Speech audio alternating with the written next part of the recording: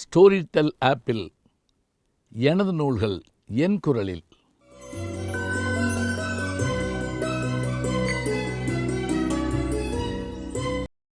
வணக்கம்.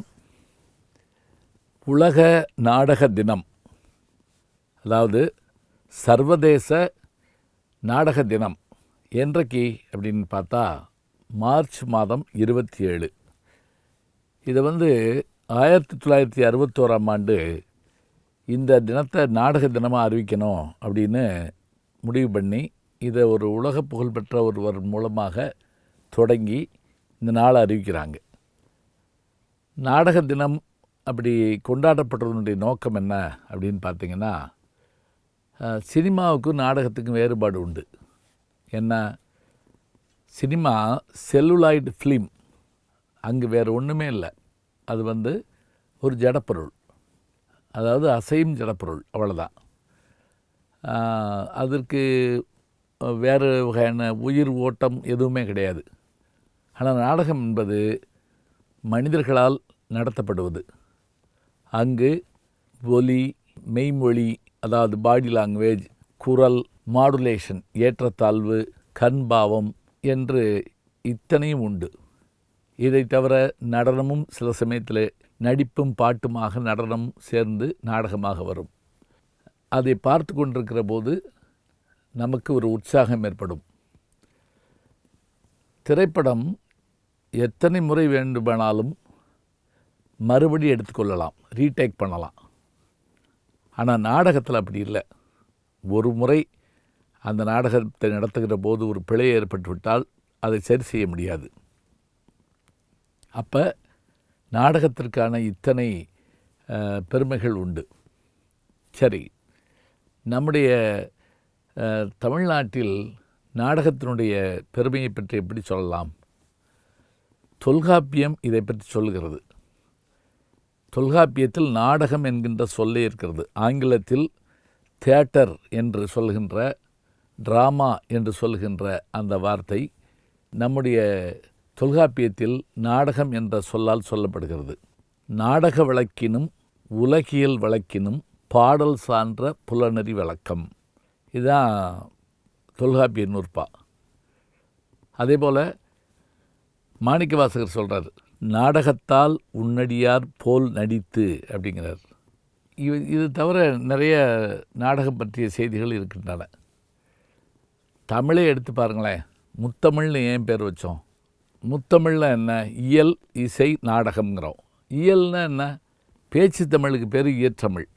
நான் கூட 2006 இயற்றமிழுக்காக கலைமாமணி விருது வாங்கினேன். முதல்வர் புரட்சி தலைவி அம்மா ஜெயலலிதா அவர்களுடைய கையால் இயற்றமிழ் சொல்கிறோம். இசைத்தமிழ் தெரியும். நாடகம்ங்கிற அதுவும் இந்த முத்தமிழில் ஒன்றாக வருகிறது.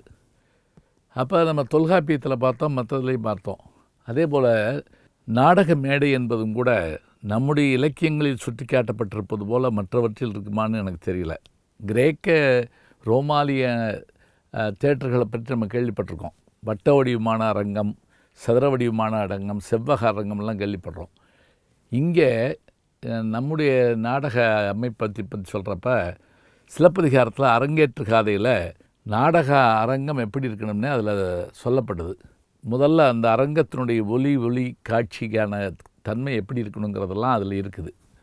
அப்போ நாடகத்தினுடைய சிறப்புகளை இவ்வளவு தூரம் நம்ம சொல்கிறோம். சரி, அப்போ ஒரு கேள்வி என்ன அப்படின்னு கேட்டால், செய்யுள்கள் இருக்க அளவுக்கு, இலக்கியங்கள் இருக்க அளவுக்கு தமிழில் நாடகம் இருக்கா? கிடைக்கலைங்க. அதுதான் ஆச்சரியம்.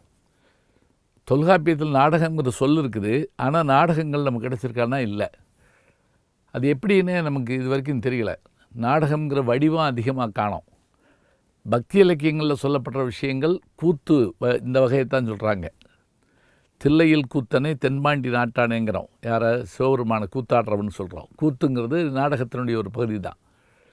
கூத்தரும் பாணரும் பொருணரும் விரலியும் இவர்கள் எல்லாமே என்னென்னா இந்த கலையோடு சம்பந்தப்பட்டவர்கள் தான். அப்போ நாடகங்கிற சொல் இருக்குது, நாடகங்கிற இலக்கியத்தை காணோம். எப்போ நமக்கு கிடைக்கிது அப்படின்னு பார்த்திங்கன்னா, ராஜராஜ சோழனுடைய வரலாறு நாடகமாக நடிக்கப்பட்டதை பார்க்குறோம். பல்லவ மன்னனாகிய மகேந்திரவர்மன் 2 நாடகங்கள் எழுதுனதாக நாம் பார்க்குறோம். அதாவது அதில் ஒன்று மத்த விலாச பிரகசனம் அப்படின்னு ஒரு நாடகத்தை பற்றி பார்க்குறோம். அது இப்போ வடமொழியில் எழுதப்பட்டதாகவும் பிறகு தமிழ் மொழிக்கு மாற்று செய்யப்பட்டதாகவும் பார்க்குறோம். அதே போல் பிற்காலத்தில் சிற்றிலக்கியங்கள் வந்த பிறகு நாடக வடிவம் வந்ததை பார்க்குறோம்.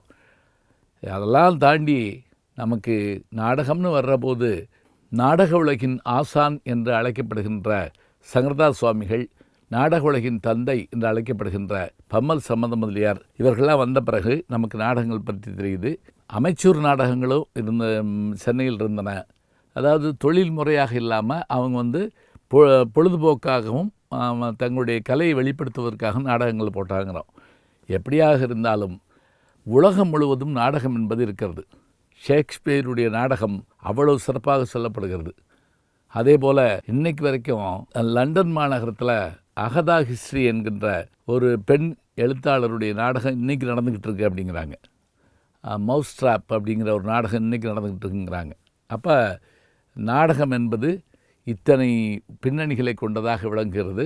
இப்போ அது எப்படி வடிவமாக மாறிட்டுனா தொலைக்காட்சி நாடகமாகவும் வானொலி நாடகங்களாகவும் பிறகு அதனுடைய வளர்ச்சியாக சினிமாவாகவும் தற்போது பார்த்தால் வெப் சீரியல் என்கின்ற முறையில் அந்த நாடகங்கள்லாம் நடிக்கப்படுவதை பார்க்கின்றோம்.